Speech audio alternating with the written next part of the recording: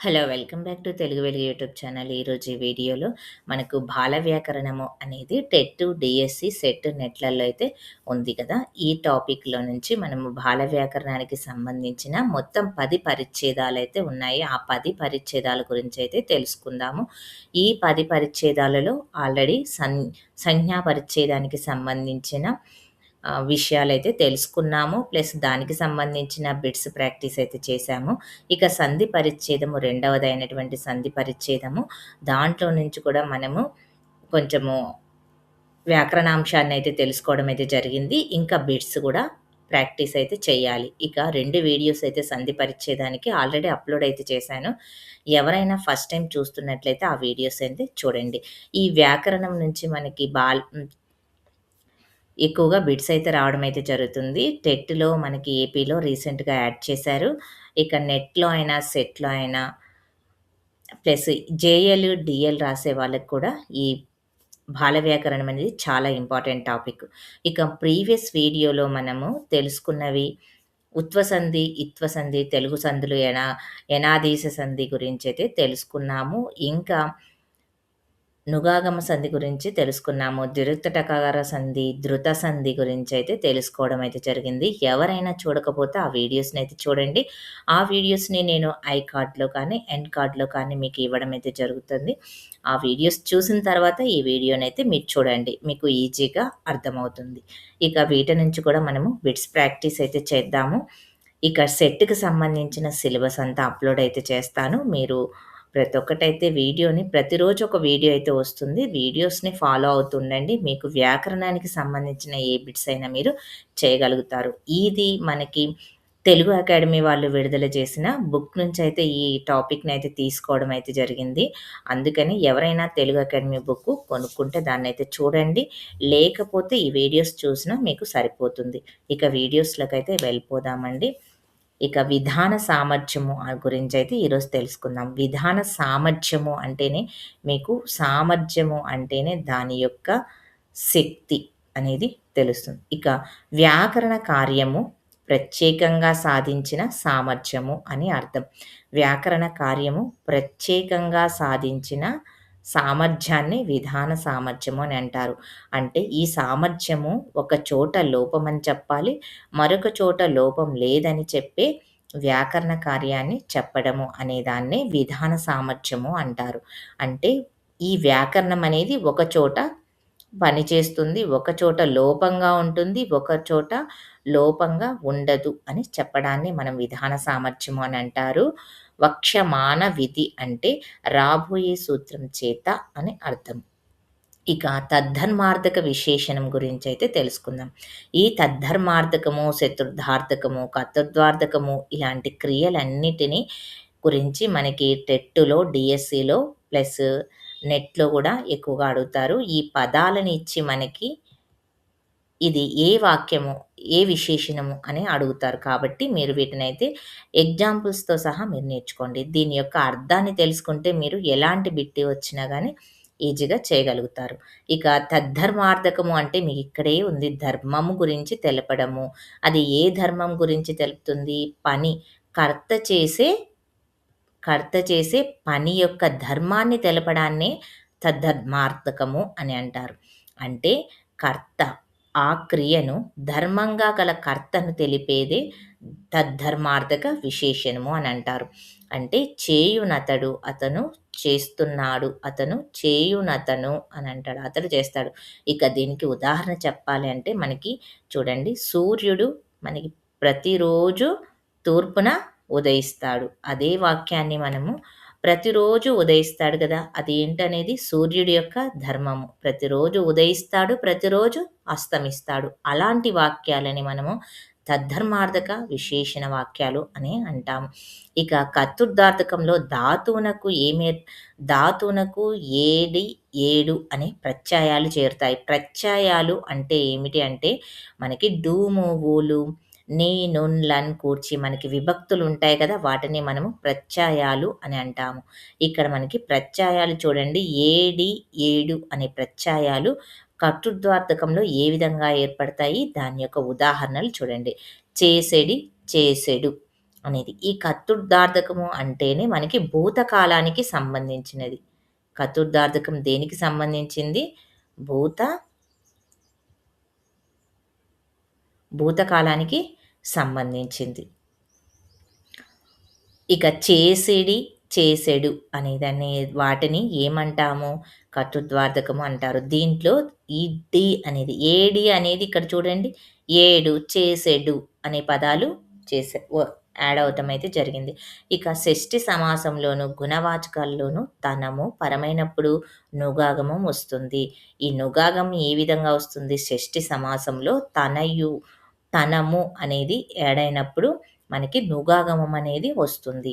ఇక రాజు యొక్క ఆజ్ఞ, రాజాజ్ఞ అనైతే అనొచ్చు. మనకు షష్ఠి తత్పురుష సమాసంలో ఈ యొక్క ఉంది కదా! ఈ యొక్క అనేది షష్ఠి తత్పురుష సమాసంలో ఉంటుంది. రాజు నాజ్ఞ అనేది మనకి కలిపితే ఈ పదాన్ని రాజు నాజ్ఞ అనేది వస్తుంది. ఇక సొగసు ప్లస్ తనము, సొగసు తనము, సొగసుంధనము, ఇక్కడ ధనము అనే పదము గుణవాచకాలకి ఏమొస్తుంది? తనము అనే పదమొస్తుంది. నా అనేది నుగాగమానికి సంబంధించింది. తనము అనేది ఈ సొగసుతనము గుణవాచకాలకి సొగసుతనము అనే వస్తుంది. షష్ఠి తత్పురుష సమాసాలకి నా అనేది వస్తుంది అని గుర్తుపెట్టుకో. ఇక్కడ చూడండి, సొగసు ధనము, సొగసుంధనము అని కూడా అంటాము. ఇక గుణవాచకాలు చూడండి, వస్తు ధర్మాన్ని బోధించేది గుణవాచకము. గుణాలు ఏమిటి? నల్లగా, తెల్లగా, కమ్మగా, పుల్లగా ఉనే వాటిని, ఆ వస్తువు యొక్క గుణాన్ని తెలిపే వాటిని పిల్లి నల్లగా ఉంది, పాలు తెల్లగా ఉన్నాయి, పెరుగు కమ్మగా ఉంది అని అంటాం కదా! ఆ వస్తువు యొక్క గుణాన్ని తెలపడాన్ని మనము గుణవాచకాలు అని అంటారు. సమాసంలో చేత, తోడ అనే పదాలు, వలన వంటి పదాలు ఇత్వాన్ని పొందుతాయి. అతని చేత, అతని అన్నప్పుడు ఏముంటుంది? అతని చేత. ఇక్కడ నీ అంటే మనకి ఈ నీలో ఏముంది? ఇత్వము అంటేనే మనకి హశ్వ ఇకారము. ఈ అనే పదము ఇత్వము అని అంటాము. ఈ అనే దానిని, ఈ అనే వర్ణాన్ని మనం ఇక్కడ హశ్వ ఈని ఇత్వము అని అంటాము. ఇక చేత, తోడాతో అనేటివి తృతీయ తత్పురుష సమాసాలు. ఇక నా తోడి అనేటివి నా చెల్లిమి. మీ అన్నప్పుడు ఇక్కడ ఈ. ఇక్కడ నా వలని అన్నప్పుడు ఇక్కడ నీ అంటే ఈ. ఇక భయము, నా చేతి ప్రోవు, చేతి అన్నప్పుడు ఇక్కడ మనకి ఈ అనేది వస్తుంది. ఇక్కడ తి అంటే ఏంటి? ఇత్ ప్లస్ ఈ అనేది తీగా మారుతుంది మనకి. ఇక్కడ గుణవాచకాల్లో ఏ సమాసం వస్తుంది? చేత, తోడ అనే పదాలకు ఇత్వాన్ని పొందుతాయి. ఆలిగాగమ సంధి అంటే అందు, ఇందు, ఎందు మొదలైన పదాల చివర ఆలి అనేది ఆగమంగా వస్తుంది. కాబట్టి దానిని అలిగాగమ సంధి అంటారు. ఈ అలిగాగమ సంధి అనేది చాలామందికైతే తెలీదు. మనము ఇప్పుడైతే చూడండి, అందలి, అంది, ఇందు, ఎందు అనే పదాలు చేరితే మనకి అలిగగమ సంధి అంటాము. ఇందుకు ఉదాహరణలు ఏమిటి? అందలి, ఇందలి, ఎందలి అనే పదాలు అలిగగమ సంధి కిందకైతే వస్తాయి. ఇక కర్మధారాయ సంధులు, మనకి సంస్కృత సంధులు, తెలుగు సంధులు ఇవి ఉన్నాయి కదా! మనకి ఉన్న తెలుగు సంధుల్లోనే కొన్ని కర్మధారాయ సంధులు కూడా ఉన్నాయి. ఆ కర్మధారయము అంటేనే మనకి ఏంటి? విశేషణ విశేషముల తోడిది కర్మధారయము. ఇక్కడ మనము సమాసాల్లో దీని గురించి అయితే తెలుసుకుంటాము. ఈ విశేషణ కర్మధారయ సమాసాలు ఏంటి? మనకి విశేషణ పూర్వపద కర్మధారయము, విశేషణ ఉత్తరపద కర్మధారయము, విశేషణ ఉభయపద కర్మధారాయాలు మనకు ఉన్నాయి కదా! ఈ కర్మధారయ సమాసాలలో తప్పకుండా మనకి ఒక విశేషణం ఉంటుంది. ఒక విశేషము అంటే ఒక నామవాచకము అనేది, ఒక విశేష్యము అనేది ఉంటుంది.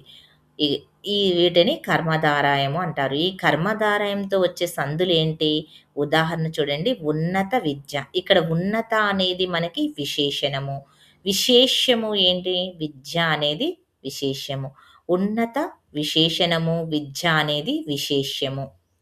ఇక టుగాగమ సంధి గురించి తెలుసుకుందాం. ఈ సందులనేటివి మనకి చిన్నయి సూరి మనకి వివరంగా చెప్పడం అయితే జరిగింది. అది ఏ విధంగా, ఎన్ని రకాలుగా మనకి సంధి జరుగుతుంది అనేదైతే చెప్పారు. అవి మనకి కొన్ని ఒక్క విధంగా సంధి జరుగుతాయి. కొన్ని 2 విధాలుగా సంధి జరుగుతాయి. కొన్ని 3 విధాలుగా జరుగుతాయి. మనకి ధృత ప్రకృతిక సంధి ఉంది చూడండి.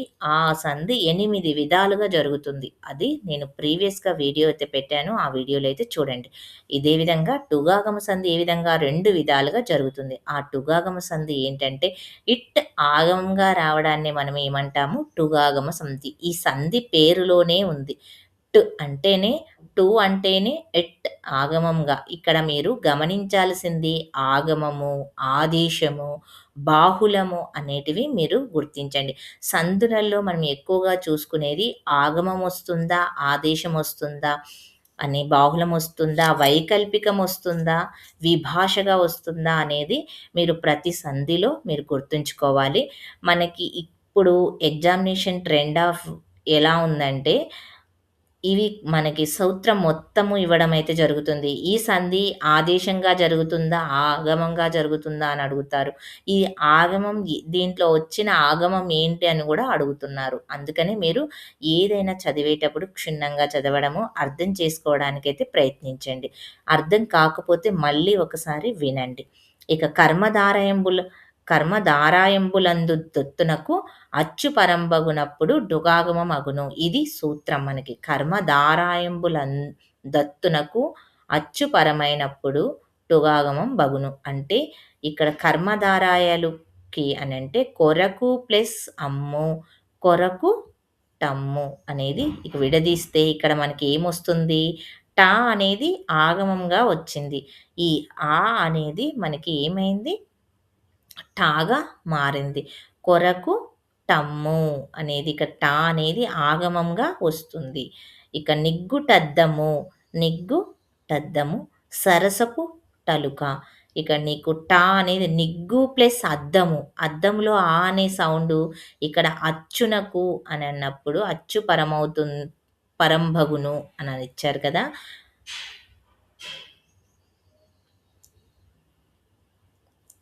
ఇక్కడ కొరకు, ఇక్కడ నిగ్గు, ఇవన్నీ మనకి విశేషణాలు. సరసం, సరసపు ట టలుక, సరసము ప్లస్ అలుక.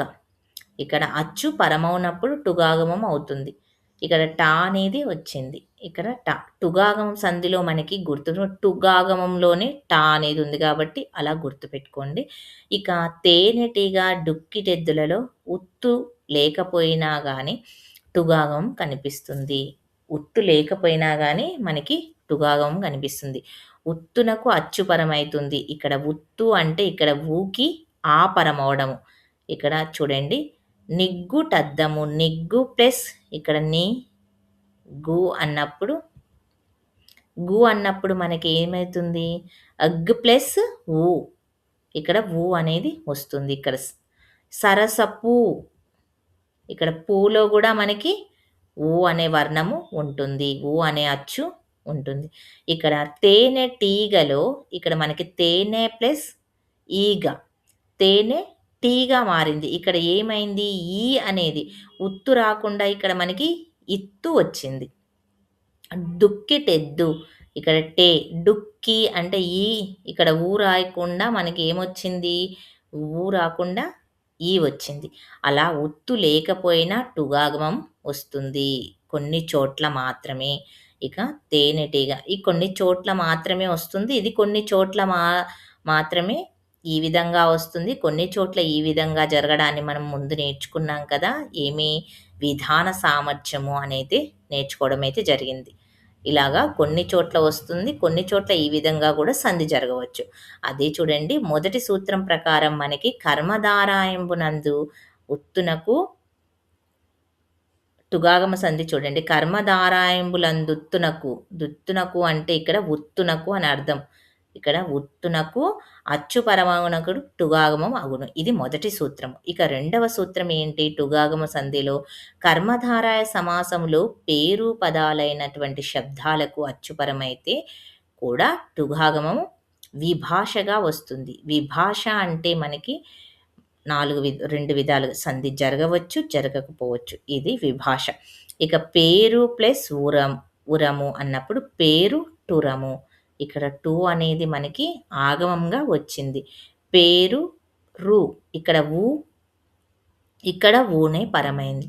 పేరు టురుము, పేరు టురుము. ఇక్కడ టా అనేది రావడం అయితే జరిగింది. ఇక్కడ చిగురు టాకు, పొదరుటిల్లు ఇలాంటివి కూడా విభాషణ. కాబట్టి పేరురము, చిగురాకు కూడా ఉంటాయి. పేరురము అనొచ్చు, చిగురాకు కూడా అనొచ్చు. మనకి ఇక్కడ టా రావాల్సిన పని లేదు. కొన్నిసార్లు విభాషణ అంటే కొన్నిసార్లు ఈ విధంగా టాతో కలిపి రాయొచ్చు. విభాషణ అంటే సంధి ఒకసారి జరగవచ్చు, ఒకసారి సంధి కార్యం జరగకపోయినా గానీ, మనం ఈ విధంగా కూడా 2 విధాలుగా కూడా పదాలను రాయొచ్చు. రాసినా గానీ వాటి అర్థం అనేది మార్పనేది ఉండదు. దానిని మనం విభాషణ అంటారు. రుగాగమ సంధి చూడండి. ఆగమంగా వచ్చే సంధి దానిని రుగాగమ సంధి అంటారు. కర్మధారాయంలో పేదాది శబ్దాలకు ఆలు శబ్దం పరమైనప్పుడు మనకి రుగాగమం అనేది వస్తుంది. ఇక ఆగమంగా వచ్చే సంధిని మనము రుగాగమం. ఇక్కడ మనకి టుగాగమము, రుగాగమము, నుగాగమము అనేటివన్నీ కూడా మనకి ఒకే విధంగా ఉంటాయి. సంధిలోని పేరు కూడా ఉంటుంది. ఆ సంధి పేరు ఆగమంగా వస్తే దానిని రుగాగం. మనకు టుగాగమ సంధిలో ఆగమంగా వస్తే దాన్ని టుగాగమ సంధి. ఇక కర్మధారాయంలోని పేదాది శబ్దాలకు ఆలు శబ్దం పరమైనప్పుడు రుగాగమం వస్తుంది. పేదాదులు అంటే ఏమిటి? కాడాదులు, పేడాదులు అని మనకి 2 రకాలుగా ఉంటాయి. ఆ పేదాదులు, కాడాదులు మీరు ఇవనేది గుర్తుపెట్టుకోవాలి. పేదాదులు అంటే పేద, బీద, ముద్ద, జవ, కొవ, బాలెంత, ఐదవ ఇలాంటివన్నిటిని మనము పేదాదులు అని అంటాము. వీటికి రుగాగమం వస్తుంది. పేద ప్లస్ ఆలు అనేది ఆగమంగా వస్తుంది. పేద మనకి రా అనేది ఆగమంగా వేరే విధంగా మనకి రావడం అయితే ఉన్న పదాన్ని తొలగించి ఇక్కడ మామూలుగా సంధి జరగాలంటే పేదాలు అని రాయాలి కదా మనము. ఈ ఆ వచ్చి మనకి పూర్వపదం మీద పరపదంలో ఉన్న ఆ పూర్వపదం మీద మనకి వెళ్ళి ఇక్కడ ఏమవ్వాలి? పేదాలు అని రావాలి. ఇక్కడ ఈ ఇక్కడ దా అనేది మనకి దాగా మారాల్సింది పోయి పేద ఇక్కడ ఏమవుతుంది? రాగా మారుతుంది. ఈ రా అనేది మనకి ఇక్కడ ఆగమము. రా అనేది ఇక్కడ మనకి ఇక్కడ చూడండి ఆగమంగా వచ్చి పేద రాలు ఆగమంగా వచ్చి మనకి ఈ ఆలో కలిపి మనకి పేదరాలు. ఆదేశము అంటే ఆగమము అంటేనే మనకి ఆదేశము వేరు, ఆగమము వేరు.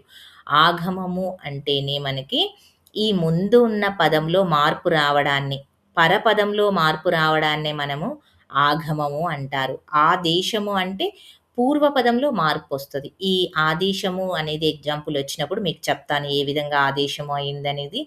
ఆగమం గురించి అయితే తెలుసుకోండి. ఈ ఆగమంలో ఈ పరపదంలో ఉన్న పదం అనేది మార్పుకు లోనవుతుంది. ఇక పేదరాలుగా మారింది. మిగిలిన అన్నీ ఇలానే జరుగుతాయి. ఇక మిగతా ఉదాహరణలు చూడండి. పేద రాలు చూసాము. బీదరాలు, బీద ప్లస్ ఆలు, బీదరాలు. ముగ్ధరాలు, ముగ్ధురాలు, జవరాలు, కోమరాలు, బాలెంతరాలు, ఐదవరాలు, వెధవరాలు అని అంటాం కదా, ఐదవరాలు అని కూడా అంటాం. ఇలాగా మనకి అది రుగాగమ సంధికి సంబంధించిన మొదటి సూత్రం. మొదటి సూత్రం ఏమిటి? కర్మధారాయమునందుకు పేదాది శబ్దాలకు ఆలు శబ్దం పరమైనప్పుడు రుగాగమం వస్తుంది. ఇక్కడ మనకి పేదాది శబ్దాలు అనేది గుర్తుపెట్టుకోండి. పేదాది శబ్దాలు వస్తే దానికి ఆలు శబ్దం పరమైతే, పేదాది శబ్దాలకు ఆలు శబ్దం పరమైతే రుగాగమం వస్తుంది. ఇవన్నీ మనకి కర్మధారయ సమాసంలోనే కర్మధారయంలోనే జరుగుతాయి. ఏవి రుగాగమ సంధి, టుగాగమ సంధి కూడా మనకి కర్మధారయంలోనే జరుగుతాయి. ఈ టుగాగమము, ఇక్కడ రుగాగమము కూడా మనకి జరిగింది. ఇక్కడ నుగాగమం చూడండి. నుగాగమం కూడా మనకి కర్మధారయంలో జరగకపోయినా కానీ కర్మధారయంలో ఉన్నటువంటి పదాలకి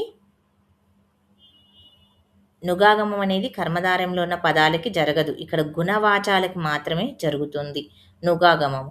ఇక మనకి జరగాల్సిన టుగాగమము ప్లస్ రుగాగమము అనేటివి కర్మధారయ సమాసంలో అయితే వస్తాయి. కన్‌ఫ్యూజ్ అవ్వకండి. ఇక కన్‌ఫ్యూజ్ అవ్వకుండా దీనికి గుర్తుపెట్టుకోవాలి.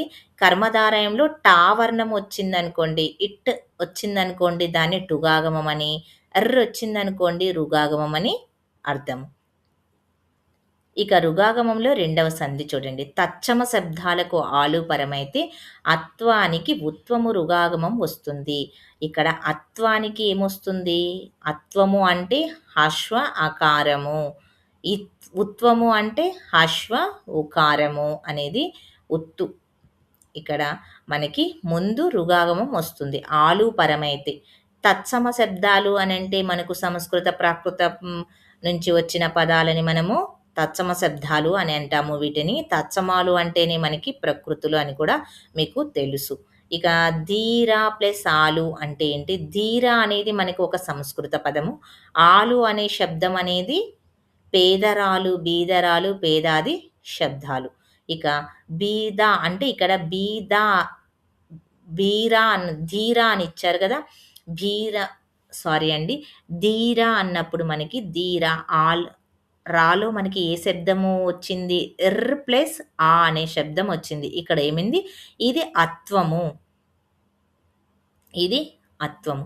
అత్వానికి ఏమవుతుంది? ఉత్వము. మనము ఇది ధీర ప్లస్ ఆలు శబ్దం పరమైనప్పుడు ధీరు ఈ ఆ అనే వర్ణము ఏమవుతుంది? ఊ వర్ణముగా మారుతుంది. దీనిని మనము కలిపి రాసినప్పుడు ఏ విధంగా మారుతుంది? ధీరు రాలు. ఇక్కడ పూర్వపదంలో ఉన్నటువంటి రా అనే ఆ అనే పదము మనకి ఊగా మార్పు చెందుతుంది అని దీని వివరణ. కాబట్టి రుగాగమంలో అర్ ఆగమంగా వచ్చింది. ధీరాలో ఉన్నటువంటి అత్వానికి ఉత్వం వచ్చింది. అప్పుడు మనకి ధీరు రాలు. ఇక్కడ ఏమైంది? మనకి ఆ పదంలో మనకి ఓ అనే పదము రావడం అయితే జరిగింది. మీరు ఈ ఎగ్జాంపుల్స్ చూసుకోండి. ఈ మనకి తచ్చమ శబ్దాలు ఇవి ఉన్నాయి కదా! ఈ సూత్రాలను కూడా మీరు గుర్తుపెట్టుకోవాల్సి అయితే ఉంటుంది. ఇప్పుడు మనకి ఎగ్జామ్‌లో ఎక్కువగా ఒక సూత్రం ఇచ్చి, ఆ సూత్రంలో ఎగ్జాంపుల్స్ ఇంతకుముందు ఇచ్చేవాడు. ఇప్పుడు ఒక సూత్రంలో ఉన్నటువంటి అన్ని సూత్రాలు, దానికి ఉన్న సూత్రాలన్నీ అడుగుతున్నారు. ప్లస్ ఉదాహరణ కూడా ఒకటైతే ఇవ్వడం అయితే జరుగుతుంది. అందుకని మీరు ప్రతి సూత్రాన్ని నేర్చుకోండి. ఈ సూత్రాన్ని మీరు సెపరేట్‌గా రాసుకొని దీంట్లో ఉన్న ఎగ్జాంపుల్స్ కూడా రాసుకోండి. ఇక గుణవంతురాలు ఇలాంటిదే. ఇక మనకి బీదరాలు, గుణవంతురాలు, రాలు అనే శబ్దాలు ఆలు శబ్దంతో వచ్చేటివన్నీ కూడా మనకి అత్వానికి ఉత్వము రుగాగమంగా వస్తుంది. ఇక్కడ తత్సమ శబ్దాలకి అక్కడ కర్మధారయంలో మనకి ఇక్కడ ఏమైంది? ఫస్ట్ సూత్రం ఏంటి? కర్మధారయంలోని పేదాది శబ్దాలకు ఆలు శబ్దం పరమవుతుంది. ఇక్కడ కర్మధారయంలో పేదాది శబ్దాలకు పరమవుతుంది. ఇక్కడ తత్సమ శబ్దాలకి ఆలు పరమవుతుంది. అక్కడ పేదాది శబ్దాలకు ఆలు పరమవుతుంది. ఇక్కడ తత్సమ శబ్దాలకి ఆలు పరమవుతుంది అనేది రుగాగమం అవుతుంది అని గుర్తుపెట్టుకోండి. ఇక్కడ వరకు మనకి ఆగమము. ఇక్కడ సంధిలోనే ఉంది. మీరు చూడండి. ఎర్ అనేది రుగాగమం వస్తుందని చెప్పానా? ఇక రుగాగమము, ఆగమము అన్నప్పుడే మీకు ఇవి ఆగమ సంధి అని గుర్తుపెట్టుకోండి. గుర్తుగా మీరు ఆగమ సంధులంటే ఇక్కడ ఆగమ అనేది గాగమ అని ఉంది కదా! ఆగమ సంధులు ఇవి. అంటే ఒక పదం స్థానంలో ఇంకొక పదము రావడాన్ని ఆగమము అని అంటాము. అది మిత్రుల్లాగా రావడము ఆగమము. ఇక పుపుపాదేశ సంధి. ఇక్కడ పుంపాదేశ సంధి అనేది ఇచ్చారు. ఇక్కడ పుంపాదేశ అంటే పుం అనేది ఆదేశంగా రావడాన్ని మనము పుపుపాదేశ సంధి అంటాము. ఇక పూ గాని, పుం గాని, పూ గాని ముందు సున్నా ఉండి పూ గాని ఉన్న వాటిని మనము ఆదేశము. ఇక్కడ మనము ఇప్పటి వరకు మనము ఆగమము అని చెప్పా కదా! ఇప్పుడు ఆదేశము అనంటే ఇక్కడ మనకి శత్రువులాగా వేరే పదము సంధి జరిగే పదము కాకుండా వేరే పదం రావడాన్ని మనము ఆదేశము అని అంటారు. ఆదేశ సందులు మనకి కొన్నున్నాయి. ఆగమ సందులు కూడా ఉన్నాయి. ఇక్కడ ఆదేశము సంధిలోనే ఉంది చూడండి. పువ్వన్న రావాలి. ఇక్కడ దేశము, దేశ అనేది ఆదేశ సంధి అని గుర్తుపెట్టుకోండి. దీంట్లో కూడా మనకి చూడండి కర్మధారాయమే. ఈ ఉపపాదేశ కూడా కర్మధారయ పదాల్లో వచ్చేటువంటి మూవర్ణానికి పూ కానీ, పూ కానీ వస్తాయి. అంటే కర్మధారయం మనకిప్పుడు టుగాగమము, రుగాగమము, పుపపాదేశము 3 కూడా కర్మధారయ పదాల్లోనే వస్తాయి. కర్మధారయ పదాలలో వర్ణానికి ఏం పరమవుతుంది? వర్ణానికి పు అనేది ఆదేశాలుగా వస్తాయి. ఇక్కడ మనకి ఉదాహరణలు చూద్దాము. సరసము ప్లస్ మాటలు. ఇక్కడ సరసపు మాటలు, సరసపు మాటలు. ఇక్కడ ఏమైంది? ఈ మూవర్ణము స్థానంలో మనకి ఇక్కడ పుంపాదేశ సంధిలో మనకి పు అనేది రావడం అయితే జరిగింది. ఇక దీనిని సరసంపు మాట అని కూడా అనొచ్చు. సరసంపు మాట అని కూడా మనం రాయొచ్చు. సరసపు మాట అని కూడా 2 విధాలుగా మనం దీనిని పలకవచ్చును. విరసము, విరసము అంటే విరసము ప్లస్ వచనము. విరసంపు వచనము. ఇక్కడ పు అనేది వ రావడమే జరిగింది. ఇక చూడండి మీరు ఈ పూర్వ పదంలోనే మీకు మార్పు జరుగుతుంది. ఈ మాట అనేది యథావిధిగా మీకు వస్తుంది. మనకి సంధి జరగాలంటే ఈ పూర్వ పదం యొక్క వర్ణము పరపదం యొక్క వర్ణము మనకి పూర్వపదం మీద పడితేనే మనకి సంధి జరుగుతుంది. అదేవిధంగా ఈ ఆదేశ సంధిలో మనకి మార్పు ఏది జరుగుతుంది? ఈ పూర్వపదంలో ఉన్న దానికి మార్పు అయితే జరుగుతుంది. ఆదేశ సంధి అంటారు. ఆదేశము అంటేనే మీకు పూర్వపదంలో మార్పు వస్తే శత్రువులాగా ఈ పూర్వపదం అనేది మార్పు జరుగుతుంది. ఇక పరపదం యథావిధిగా మనకి ఉంటుంది. అదే మీరు ఆగమ సందులలో చూడండి. ఇక్కడే ఉంది పేదరాలు, దీరురాలు అన్నప్పుడు ఇక్కడ మనకి దీరు రాలు. ఇక్కడ ఆలు ఈ ఆ స్థానంలో మనకి రాలు అనేది వచ్చింది. ఇక్కడ ధీర అనేది రు పరమైంది. రు పరమయ్యి దీంట్లో ఆదేశం ఆగమంగా వస్తుంది. పరపదంలో ఆగమంగా వస్తుంది. మనకి ఆదేశ సందుల్లో మనకి పూర్వపదంలో ఆగమంగా వస్తాయి. ఇక్కడ మిత్రుల్లాగా వచ్చే పదం ఎక్కడ ఉంటుంది? పరపదంలో ఉంటుంది. అదే ఇక్కడ శత్రువులాగా వచ్చే పదం ఎక్కడ ఉంటుంది? పూర్వపదంలో ఉంటుంది. ఆదేశము అంటే పూర్వపదంలో శత్రువులాగా వస్తుంది. ఆగమం అంటే పరపదంలో శత్రువులాగా వర్ణం అనేది వస్తుంది. ఇది మీరు ఈజీగా గుర్తుపెట్టుకోండి. ఏదైనా మీరు ఒక పదాన్ని చూసినప్పుడు ఈజీగా మీరు ఇది ఆదేశమా, ఆగమమా అని గుర్తించడానికి ఇది ఒక చిన్న ఉదాహరణ. ఇది ఒక ఎగ్జాంపుల్ గుర్తుపెట్టుకునే విధానం. విరసపు వచనము, సరసంపు వచనము. ఇక్కడ మనకి ఎగ్జామ్‌లో ఏమిస్తారంటే ఈ పదాన్ని ఇచ్చి విడగొట్టమని అడిగినప్పుడు మీరు ఏ విధంగా విడగొట్టాలి అనేది కూడా మీరు తెలుసుకోవాలి. ఇవి టెట్‌లో ఈజీగా ఇస్తారు కానీ మనకు సెట్, నెట్‌లలో అనేది కొంచెం హార్డ్‌గానే ఇస్తారు. సూత్రము ఇక కొన్ని ఎగ్జాంపుల్స్ ఇచ్చి జతపరచుమనే బిట్స్ ఇవ్వడం అయితే జరుగుతుంది. ఇక మనకి చూడండి పుప్పాదేశ సంధి అయిపోయిన తర్వాత ప్రాతాది సంధి. ప్రాతాదులు అంటే మనకి ఈ ప్రాతాదులు చూసుకొన ఈ కాడాదులు మనకి ఈ ప్రాతాదులు ప్లస్ కాడాదులు ఇవనేది మీరు బాగా గుర్తుపెట్టుకోవాలి. వీటినైతే రాసుకొని బాగా ప్రాక్టీస్ అయితే చేయండి. ప్రాత, లేత, పువ్వు, మీదు, కెంపు, చెన్ను మొదలైనటివన్నిటివి ఇవి ప్రాతాదులు. ఇక మనకి ఈ ప్రాతాదులతోనే మనకి ప్రాతాదిత సంధి ప్రాత అంటే ఏంటి? ప్రారంభము అని గుర్తుపెట్టుకోండి. నేను గుర్తుపెట్టుకోవడానికి ఈజీ టెక్నిక్ అయితే చెప్తున్నాను. అది మీరు గుర్తుంచుకోండి. ప్రాత అన్నప్పుడు మనకి ఇప్పుడు ప్రారంభంలో వచ్చే పదాలు. అంటే పూర్వపదంలో వచ్చే పదాలు. ఇక విడగొట్టినప్పుడు మనకి పూర్వపదంలో ఈ పదాలనేటివి ఉంటాయి. ప్రాత, లేత, పువ్వు, మీదు, కెంపు, కెన్ను అనే పదాలు మనకి పూర్వపదంలో అయితే ఉంటాయి. ఈ పరపదంలో వేరే పదం అయితే వస్తుంది. ఈ పాతాదులలోని తొలి అచ్చు మీది వర్ణములకెల్లా లోపంబు బహుళముగా నగును. ఇక్కడ మనం ఇంతవరకు మనం చూసింది ఆగమము, ఆదేశము చూసాము. ఇక బహుళముగా అన్నప్పుడు బహుళము అంటే బహుళము అనేది మనకి 4 విధాలుగా జరుగుతుంది. ఇక నిత్యంగా జరగవచ్చు, వైకల్పికంగా జరగవచ్చు, అన్యక్రమంగా గూడా జరగవచ్చు. ఇవి బహుళం అనేది, నిత్యము అనేది, వైకల్పికం అనేది, విభాషణ అంటే ఏమిటనేది నేను ప్రీవియస్ వీడియోలో అయితే చెప్పాను. ఏ విధంగా మార్పు చెందుతాయి సంధి అనేది, ఆ వీడియోనైతే ఒకసారైతే చూడండి. ఇక ప్రాత ప్లస్ ఇల్లు, ప్రాయిల్లు. పాత, ప్రాత, ఇల్లు. ఇక్కడ చూడండి ప్రాత, ఇక్కడ ప్రాతాదులంటే ఈ ప్రాత అనేది ఏ పదంలో వచ్చింది? పూర్వపదంలో వచ్చింది. ఇల్లు అనేది మనకి పరపదం. ప్రాయిల్లు ఇక్కడ మనకి ఏమైంది? ఈ తా అనే వర్ణం స్థానంలో ఇక్కడ యా అనే వర్ణం అనేది వచ్చింది. ప్రాయిల్లు అయింది. ఇక్కడ మనకి సంధి జరగలేదు. ఈ విధంగా రాయొచ్చు. ఎడాగమ సంధి. ఈ ఎయ్ అనేది రావడాన్ని ఎడాగమ సంధి అని అంటాం గదా! ఇక్కడ చూడండి ప్రాత, ఇల్లు. ప్రాత ఇల్లు ఈ పదాన్ని కూడా కలిపి ప్రాత ఇల్లు అని కూడా మనము రాయొచ్చు. ప్రాయిల్లు అని కూడా మనము పలకవచ్చును.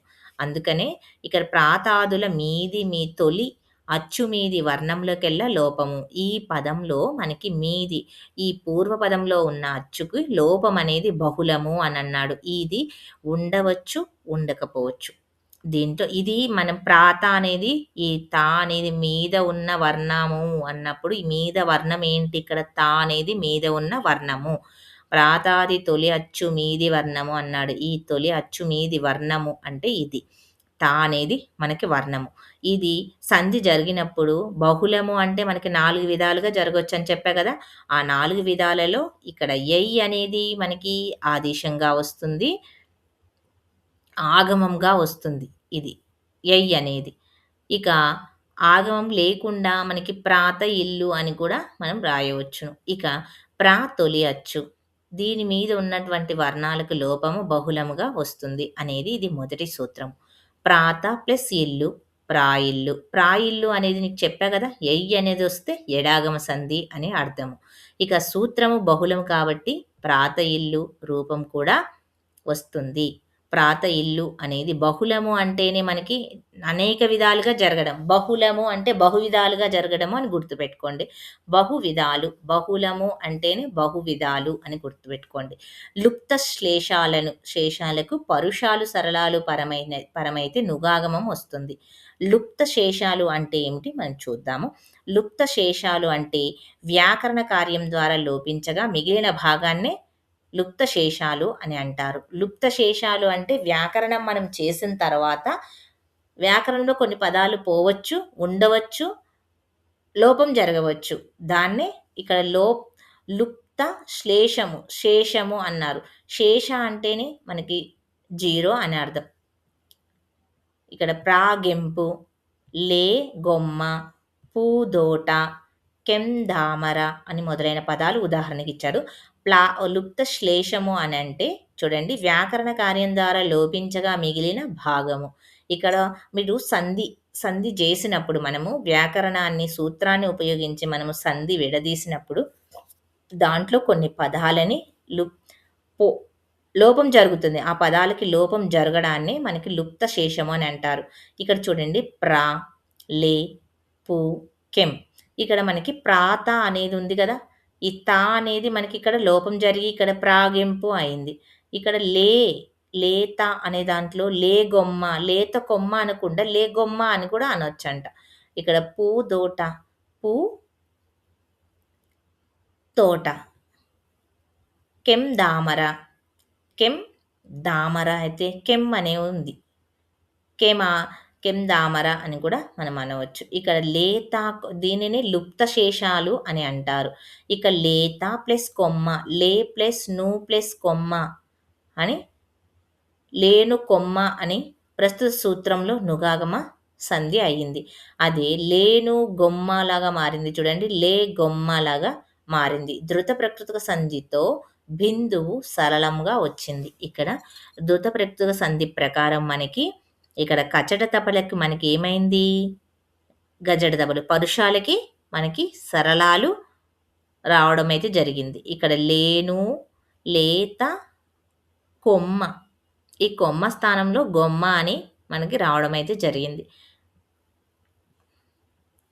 వ్యవస్థిత విభాష అంటే వ్యవస్థీకరించబడినది అని అర్థం. ఏర్పాటు చేయబడింది అని అర్థం. విధించిన వ్యాకరణ కార్యము ఇక్కడ నిత్యమని, ఇక్కడ అనిత్యమని, ఇక్కడ వైకల్పికముగా వస్తుంది అని ఏర్పాటు చేయబడిన వ్యవస్థ. ఇక్కడ వ్యవస్థిత విభాష అంటే మనకి ఇక్కడ సంధి నిత్యంగా జరిగింది, ఇక్కడ అనిత్యంగా జరిగింది, ఇక్కడ వైకల్పికంగా జరిగింది అని చెప్పడాన్ని వ్యవస్థిత విభాష అని అంటాము. ఇక్కడ క్రొత్త ఛాయ, ఇక్కడ చూడండి క్రొత్త ఛాయ, దీన్ని మనము క్రొంజాయ, క్రొంజే మాట, కారు వంటి ప్రాతాది సంధికి ఉదాహరణలే ఇవి కూడా ప్రాతాది సంధికి. ఇక్కడ మనకి వైకల్పికం జరిగింది, అన్య విధంగా జరిగింది. అన్య విధంగా జరగడాన్ని మనకు అన్య విధం అంటే ఇక్కడ ఒక్క ప్లస్ అక్క అన్నప్పుడు మనకి ఒక్కొక్క అని మనం అంటాం గదా! ఇదే విధంగా దాన్ని అన్య విధముగా జరగడము అని అంటాము. ఇక్కడ క్రొత్త ఛాయ అన్నప్పుడు మనకి ఛాయ ప్లేస్‌లో ఏమొస్తుంది? జాయ అంటే వేరే పదం ఆదేశంగా వస్తుంది. క్రొక్కారు వంటివి క్రొత్త ప్లస్ కారు. క్రొక్కారు అంటున్నాము ఇక్కడ. కొత్త ప్లస్ కారు అనట్లేదు గదా! క్రొక్కారు ఇది అన్య విధంగా జరగడం. క్రింద్ శబ్దములు ప్రాతాది సంధిలో క్రియగా మారుతుంది. క్రిందు అనే శబ్దాలు ప్రాతాది సంధిలో ఏమవుతున్నాయి? క్రియగా మారుతాయి. క్రిందు ప్లస్ కడు అన్నప్పుడు మనకేమొస్తది? క్రీగడు. క్రిందు అనే శబ్దం ఏ విధంగా మారుతుంది మనకి? ప్రాతాది సంధిలో క్రియగా మారుతుంది. క్రిగాలు, క్రింద కాలు అన్నప్పుడు క్రిగాలు అని అంటున్నాడు. క్రింద దొడ అంటే క్రిదొడ అని ఇవ్వడమే జరిగింది. ప్రాతాది సంధిలో బహుగ్రహణం చేత క్రింద రూపాలు సాధించబడతాయి. బహుళ గ్రహణం చేత బహుళము అంటేనే నేను చెప్పా గదా! అనేక విధాలుగా జరగడం సంధి అని. ప్రవృత్తి అంటేనే సంధి నిత్యంగా జరగడం. మీదు గడ. మీదు ప్లస్ కడ. మీదు గడ జరిగింది. ఇక్కడ అప్రవృత్తి అంటే సంధి జరగలేదిక్కడ. క్రొత్త కుండలు, క్రొత్త ప్లస్ కుండలు. ఇక్కడ విడదీసినప్పుడు 2 మనము కలిపే రాసాము దీన్ని. ఇక్కడ మనకి సంధి ఏమీ జరగలేదు. 2 పదాలు ఏ విధంగా ఉన్నాయో ఆ విధంగానే మనకున్నాయి. ఇక్కడ చూడండి క్రొత్త అనేది ఒక పదము ప్లస్ కుండలు అనేది ఒక పదము. దీంట్లో మనము ఏ పదాన్ని మనము మార్చి రాయడం లేదు. దీన్ని ఈ పూర్వపదము, పరపదము కలపడము, మారడము అనేది ఏమీ జరగలేదిక్కడ. క్రొత్త పూలు, కొత్త పూలు అనేటివి 2 పదాలని మనం క్రొత్త పూలు అని కలిపి రాసాము. ఇక్కడ అప్రవృత్తి అంటే ఇక్కడ సంధి జరగలేదు అని అర్థం. వైకల్పిక ప్రవృత్తి అంటే 2 విధాలుగా జరుగుతుంది. వైకల్పికం అంటే సంధి జరగవచ్చు, జరగకపోవచ్చు. జరిగి రాసిన పదము అర్థము ఉంటుంది. జరగకుండా రాసిన పదము అర్థమే ఉంటుంది. ఇల్లు అన్నప్పుడు ప్రాత ప్లస్ ఇల్లు ఇక్కడ అనేది వచ్చింది కదా! ఇది మనకి సంధి ఆగమంగా వచ్చింది. ఎడాదేశ సంధిలో అయింది. ఇక్కడ ప్రాత ఇల్లు అనంటే విడదీసినప్పుడు ఇక్కడ ప్రాత ప్లస్ ఇల్లు అనేది కూడా మనం రాయవచ్చు. సంధి జరిగి ఇక్కడ ఇల్లు రాయవచ్చును. అన్య కార్య ప్రవృత్తి, అన్య కార్యము అనంటే అనేక విధాలు. ఇక్కడ క్రీగడువు అన్నప్పుడు ఇక్కడ అనే పదము ప్రాతాదిలో ఏమవుతుందని చెప్పాము? క్రింద క్రిందు అనే శబ్దము మనకు ప్రాతాదిలో క్రియగా మార్పు చెందుతుంది. అదే క్రింద గడుపు, క్రింద ప్లస్ గడుపు అన్నప్పుడు మనకి ఇక్కడ ఏమవుతుంది? గడుపు అనేది కూడా అంటున్నాడు. ఇక్కడ కాలు అన్నప్పుడు క్రింద గాలు అన్నప్పుడు క్రింద కాలు అని రాయాల్సింది పోయి క్రింద గాలు అని కూడా మనం అనవచ్చు. ఆ విధంగా కూడా వ్యాకరణ కార్యము చేయవచ్చంట. ప్రాతాదులు కాకుండా ఇతరాలకు అన్యములు కూడా ఒక్కొక్క చోట లోపనుగాగమములు, లోపదిత్వాలు కనిపిస్తాయి. ప్రాతాదిలో మనకి లోపనుగాగమం కనిపిస్తుందంట. అప్పుడప్పుడు మనకి లోపదిత్వాలు కూడా కనిపిస్తాయి. దిత్వం అంటే ఏ పదానికి ఆ పదమే మనకు ఒత్తుగా వస్తే దాన్ని ద్విత్వము అని అంటారు. నకారము వస్తే, నా వర్ణము వస్తే దానిని నుగాగమము అని అంటారు.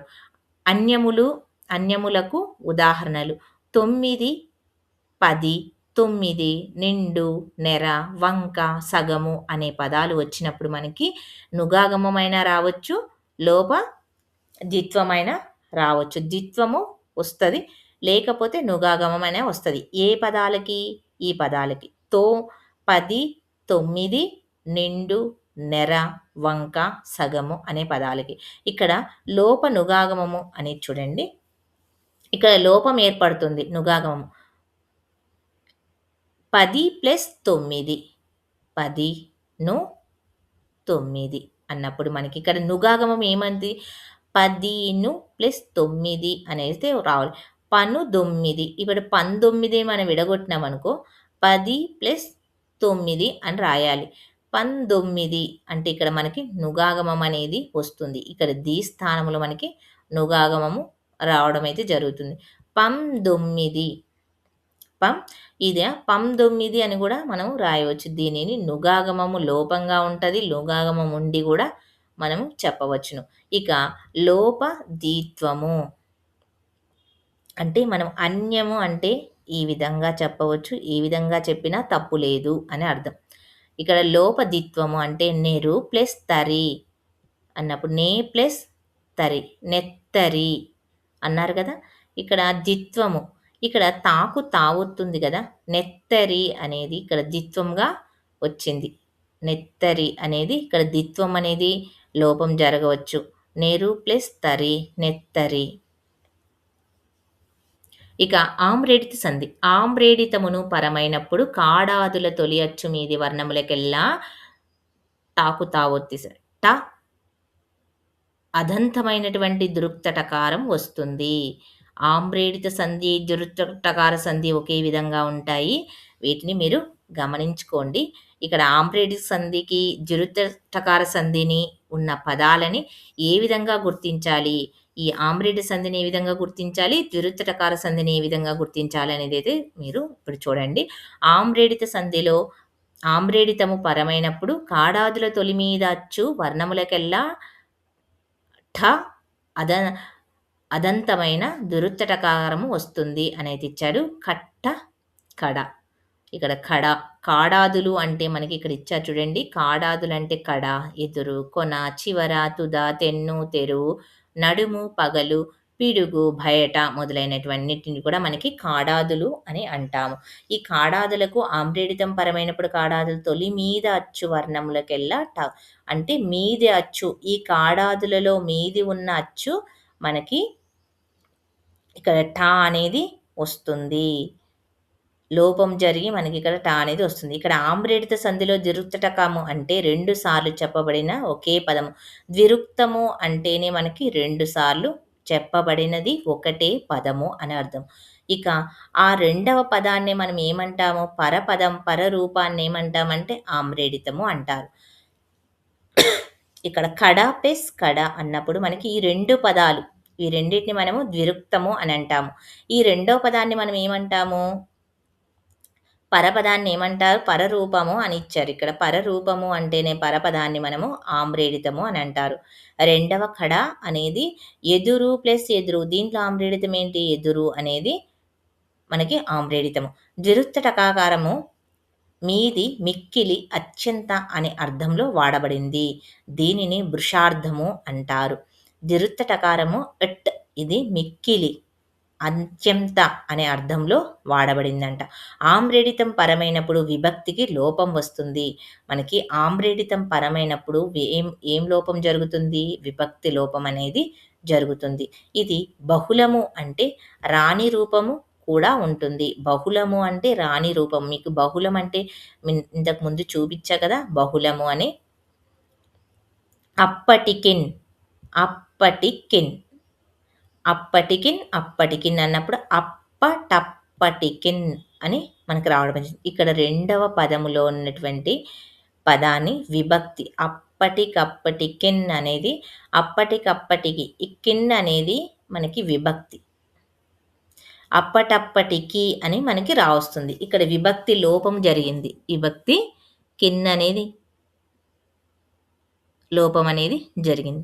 అప్పటప్పటికి, అప్పటప్పటికిన్ అని 3 రూపాలుగా మనం రాయవచ్చును.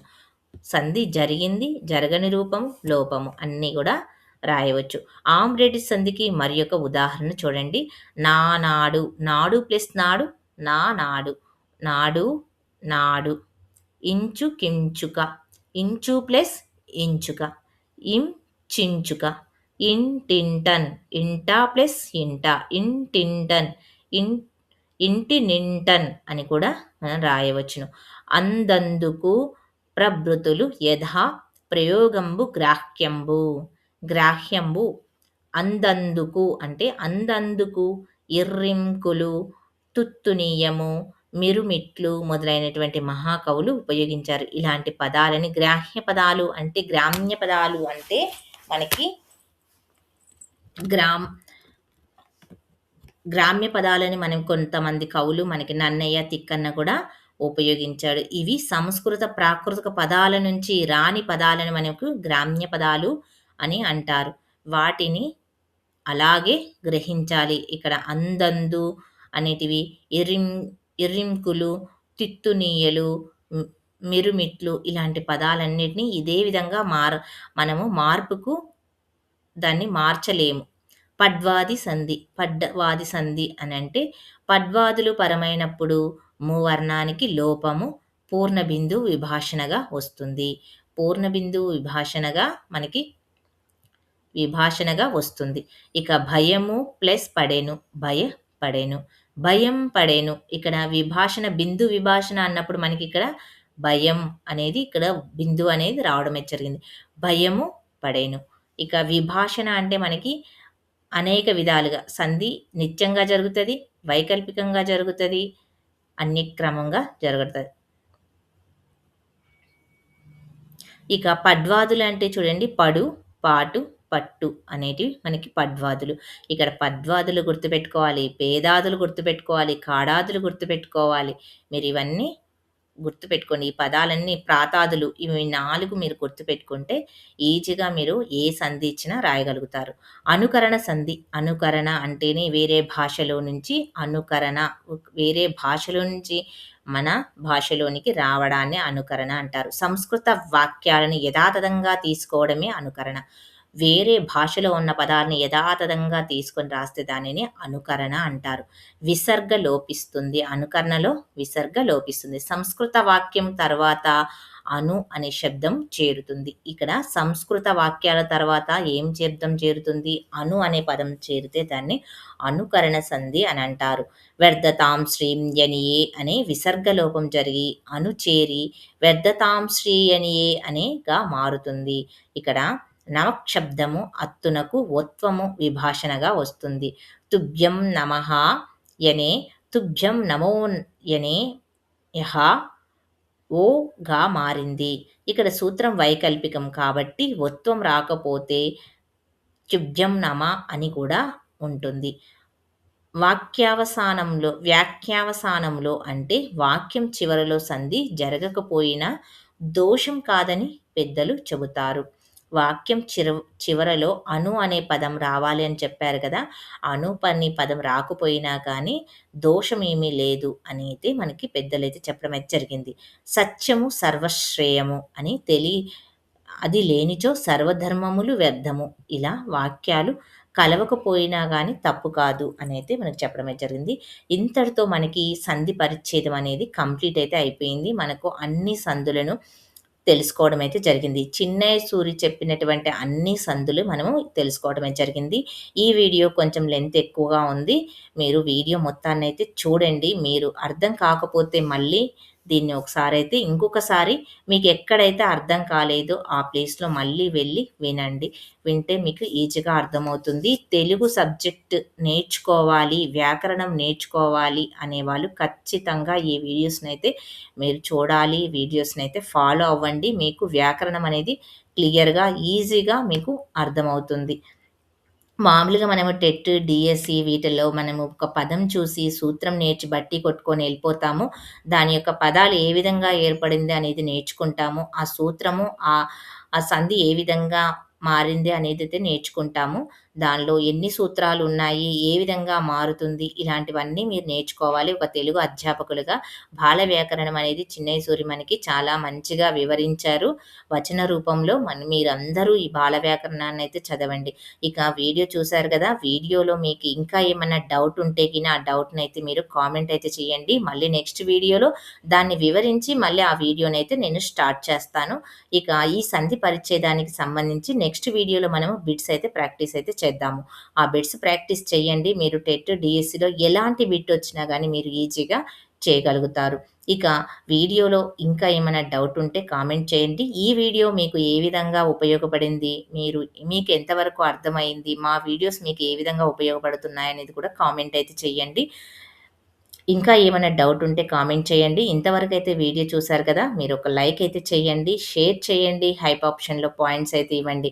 మీరు లైక్ చేస్తే ఈ వీడియో ఇంకా కొంతమందికి ఈ ఇన్ఫర్మేషన్ అనేది ఇంకా కొంతమందికి చేరుతుంది. ఇక యూజ్‌ఫుల్ అయ్యే కంటెంట్ కాబట్టి ఖచ్చితంగా ప్రతి ఒక్కరైతే లైక్ చేయండి. చాలామంది చూస్తున్నారు కానీ లైక్ చేయట్లేదు. ఇది ఎవరికైతే యూజ్ ఉంటుందో వాళ్ళకైతే మీరు షేర్ అయితే చేయండి. థాంక్ యూ అండి. టెట్, డీఎస్‌సి ఆహ్, నెట్ అందరూ రాసే వాళ్ళందరికీ ఆల్ ద బెస్ట్. మంచిగా ఎగ్జామ్స్ అయితే ప్రిపేర్ అవ్వండి. థాంక్ యూ అండి. మళ్ళీ నెక్స్ట్ వీడియోలో కలుసుకుందాం.